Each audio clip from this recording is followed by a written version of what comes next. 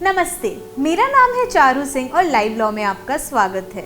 USA यानी United states of America में पिछले कुछ समय में कई गन वायलेंस की खबरें सामने आई हैं। यानी एक गन की मदद से करी गई हिंसा के वाक्य वहाँ कई बार देखे गए हैं। लेकिन अगर हम अपने देश को देखें तो यहाँ गन से जुड़े कानून क्या हैं? कौन एक गन अपने पास रख सकता है? क्या इस बात पे किसी भी तरह का रिस्ट्रिक्शन या प्रतिबंध है? तो आज की इस वीडियो में हम इन सवालों के जवाब ढूंढेंगे और जानेंगे। सबसे पहले ये जानना जरूरी है कि भारत में हथियारों के कानूनों को लेकर एक बहुत अहम इतिहास है। 1857 में स्वतंत्रता की पहली लड़ाई हुई थी और उसके बाद अंग्रेजों ने 1878 में शस्त्र अधिनियम यानी आर्म्स एक्ट को लागू किया। जब तक कि किसी इंसान की ब्रिटिश क्राउन की तरफ वफादारी पर अंग्रेजों को भरोसा नहीं होता था, तब तक उस व्यक्ति को बंदूक रखने की अनुमति नहीं दी जाती थी। आज़ादी के बाद इस कानून को हटाकर इंडियन आर्म्स एक्ट 1959 को लागू किया गया, जिसके हिसाब से किसी ऐसे व्यक्ति को बंदूक या हथियार रखने का अधिकार नहीं है जिसके पास इस अधिनियम के अंतर्गत हथियार रखने का लाइसेंस ना हो। भारत में गन रखने के लिए एक व्यक्ति की उम्र कम से कम 21 वर्ष होनी चाहिए और इस तरह का गन रखने का लाइसेंस तभी एक व्यक्ति को मिलेगा अगर उस व्यक्ति ने लाइसेंस के अप्लाई करने से 5 साल पहले तक कोई हिंसा वाला अपराध ना किया हो, यानी उसको दोषी करार न दिया गया हो किसी हिंसा करने के अपराध में। यहाँ तक कि लाइसेंस की मांग करने वाले व्यक्ति का मानसिक संतुलन बिल्कुल ठीक होना चाहिए और वो समाज के लिए किसी भी तरह का खतरा नहीं होना चाहिए।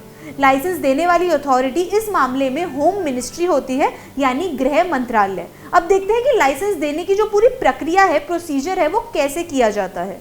होम मिनिस्ट्री यानी गृह मंत्रालय एक नजदीकी पुलिस थाने के प्रभारी अधिकारी यानी ऑफिसर इंचार्ज से ये कहती है कि जिस व्यक्ति ने लाइसेंस की मांग करी है उस व्यक्ति के बारे में एक रिपोर्ट बना के पेश करी जाए, जो कि सही जांच पड़ताल के बाद बनानी होगी और पेश करनी होगी। अब एक व्यक्ति के पास कितनी गन हो सकती है, इस बात के लिए भी कानूनी प्रावधान हमारे बीच मौजूद हैं।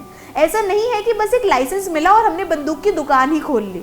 तो हमारा जो आर्म्स एक्ट है उसके अंतर्गत एक व्यक्ति 3 बंदूक या गन्स अपने पास रख सकता था, लेकिन 2019 के संशोधन यानी अमेंडमेंट के बाद वो तादाद 3 से घटाकर 2 कर दी गई।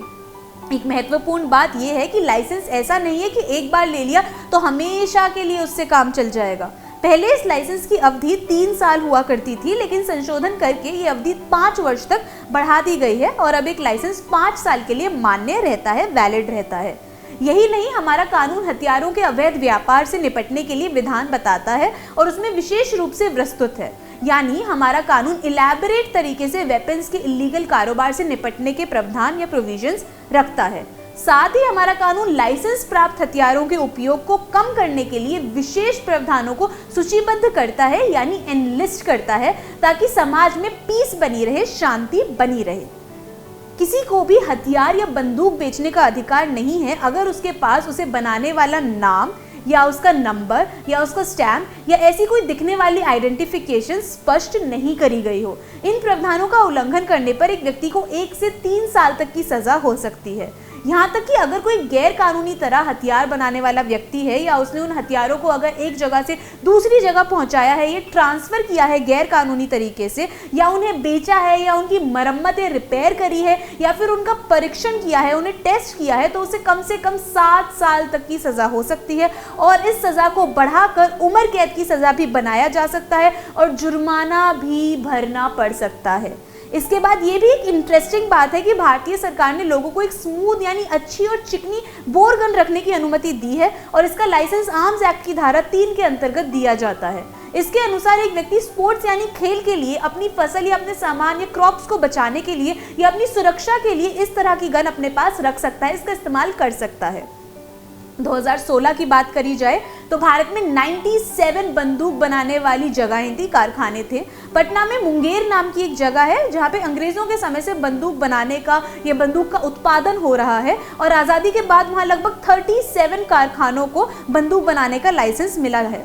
मुंगेर के आसपास कई छोटे छोटे गांव हैं जहां छोटी गैर कानूनी बंदूक बनाने की कारखाने खुल चुके हैं, ऐसी छोटी छोटी कंपनियां हैं। आज की इस वीडियो में इतना ही। आगे की जानकारी के लिए बने रहिए हमारे साथ सिर्फ और सिर्फ लाइव लॉ पे। उम्मीद है इस वीडियो ने आपको जागरूक किया। अपने विचारों को हमें कमेंट्स में बताइए और सब्सक्राइब करना ना भूलिए। धन्यवाद।